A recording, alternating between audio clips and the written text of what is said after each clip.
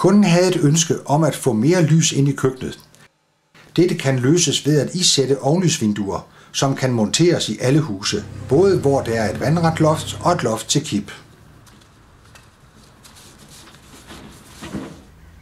Velux-vinduet giver mulighed for at gøre mørke rum lyse og mere indbydende. For at få en behagelig varme i køkkenet, bliver der gravet ud til gulvvarme. Dette er gjort i samarbejde med mureren. Jeg samarbejder med en fast murer, og vi kan derfor planlægge hele byggeprocessen, så byggeriet skrider frem som planlagt og til mindst mulig gene for kunden. I det vandrette loft skæres hul til ovenlysvinduerne.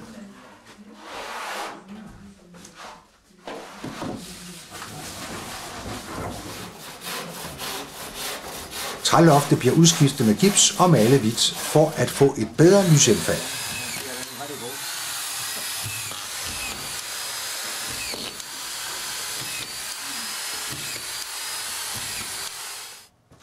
Når maleren er færdig med at spartle og male, monteres køkkenet.